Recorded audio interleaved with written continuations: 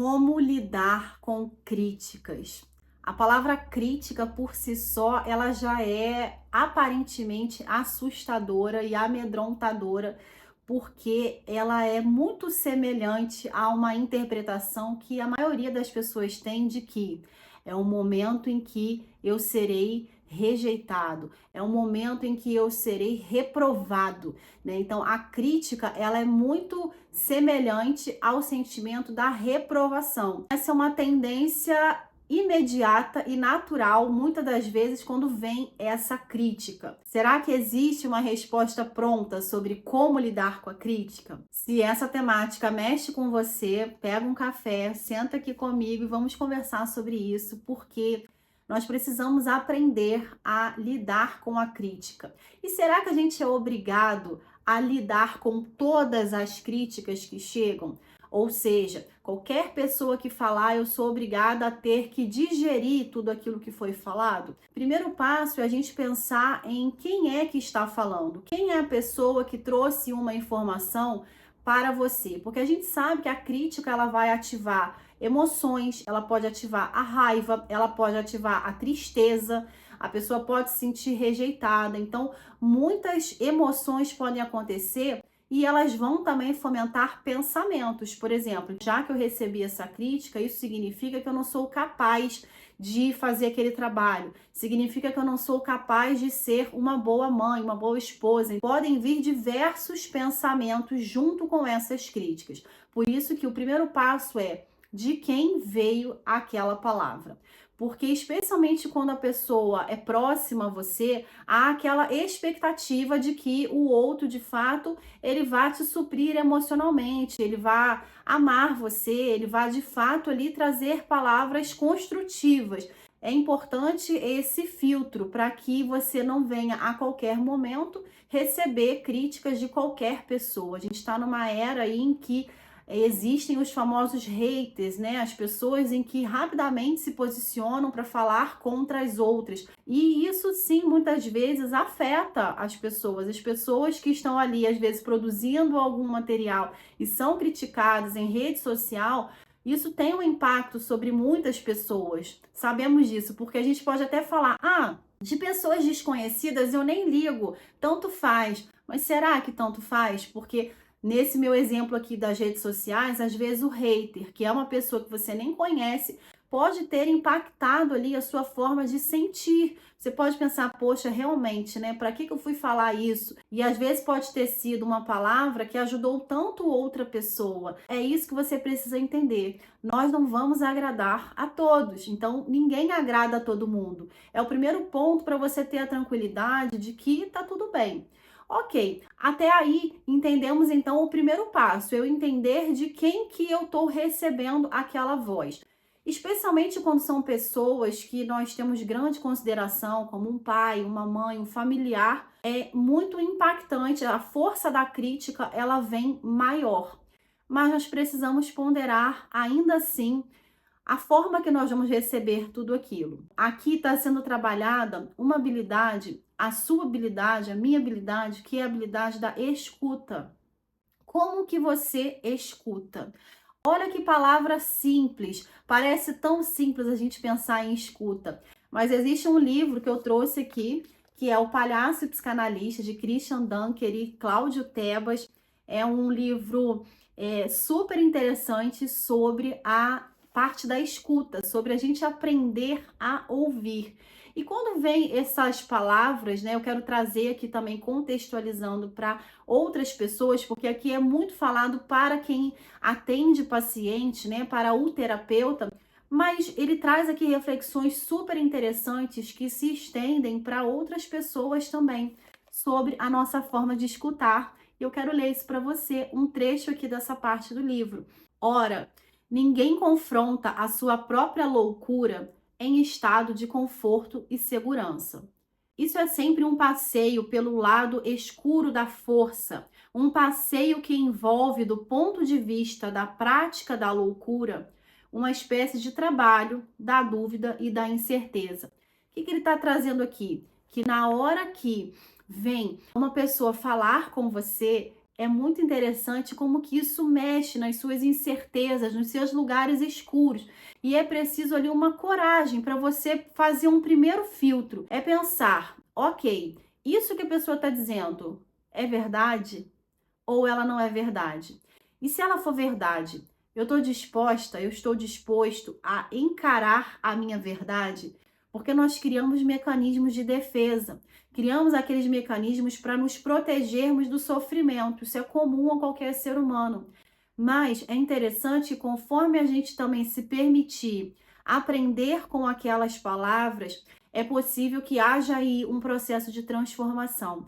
Então, a crítica, ela demanda aí você olhar para a pessoa que falou com você, ou seja, foi uma pessoa que trouxe algo para o meu crescimento ou foi apenas para, de fato, me abater? Porque se foi para me abater, provavelmente não tem um conteúdo que vá me transformar. Ok, passou no crivo ali de uma pessoa que pode ter falado para me ajudar. Segundo ponto, eu então estou pensando em isso é verdade ou isso é mentira sobre mim? E aí você encarar a sua verdade, que muitas vezes é muito difícil. Ou seja, aqui está sendo exercitado então esse poder da escuta, a sua habilidade de parar para ouvir o outro, logo se ouvir. E se ouvir é algo muito interessante, porque eu já ouvi pessoas dizendo que elas não conseguem parar quietas, elas não conseguem parar de pensar. Por quê? Porque elas não conseguem se ouvir. Pessoas que não conseguem se ouvir, elas fogem de si próprias. E você foge de você própria. Percebe como que a crítica ela pode ativar tantas coisas, ela pode puxar você para lugares que talvez você esteja fugindo há muito tempo. E o quanto te custa continuar fugindo de tantas verdades que sejam para você. Ok, então aqui eu estou dizendo um lado bom da crítica. Quando a gente veio, ouviu aquela palavra, exercitou a habilidade de escutar, aquilo foi difícil, mas eu encarei a minha verdade. Então, isso foi produtivo para mim. Mas e agora aquela crítica que vem apenas para ofender? Como lidar com aquela dor? O que que acontece? Muitas das vezes as pessoas podem criar mecanismos de fuga, mecanismos de esquiva, como eu falei aqui dos mecanismos de defesa. Eu ouvi uma crítica, por exemplo, de um familiar muito querido. Ouvi aquela crítica, aquilo doeu. A palavra, muitas vezes, ela fica ali na nossa memória.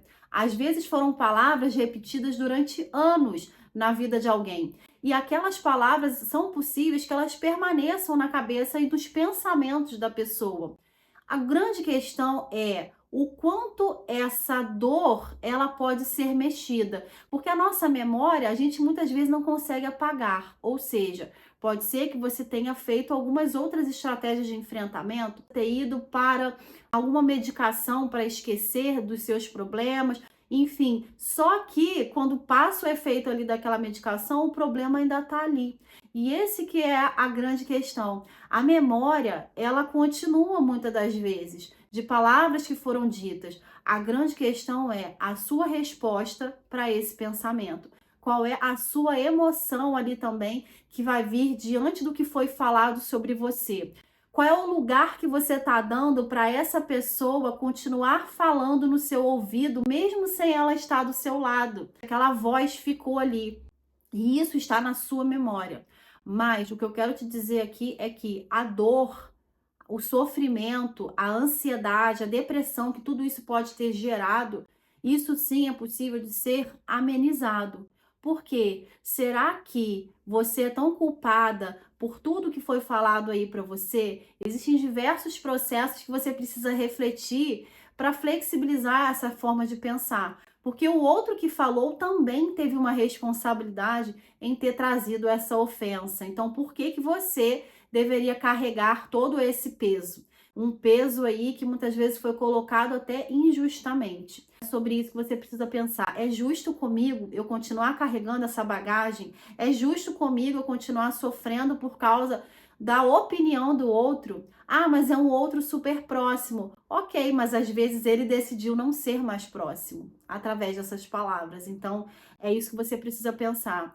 ame-se a si mesmo, né? Apaixone-se primeiramente por você, para então você ter um repertório para amar o outro. Então, como que você quer amar o outro deixando de se amar, deixando de se cuidar? É sobre isso que a gente precisa estar pensando. Em um processo de terapia, muitas vezes ele vai te ajudar nessa remodelação, nessa reeducação de pensamentos e de emoções que vão acontecendo aí dentro de você, que vieram por anos. É muito importante você ir flexibilizando isso, pensando, será que a responsabilidade é minha? Será que é toda minha? Será que a culpa é toda minha? Será que eu realmente estou fadada como se fosse um destino a sofrer, né? Um destino ali de eu tenho que pagar por tudo isso? Será que isso é justo com você? Então, procure um profissional da psicologia especializado para te ajudar nessa flexibilização de crenças, né? Desses pensamentos, às vezes muito arraigados, que você às vezes não sabe nem quando e como começaram. E muitas vezes vieram por conta dessas críticas, dessas invalidações que foram existindo ao longo do caminho. Procure ajuda, cuide de você e ame-se, apaixone-se por si mesmo, primeiramente, para depois você poder, então, tentar carregar alguém no colo.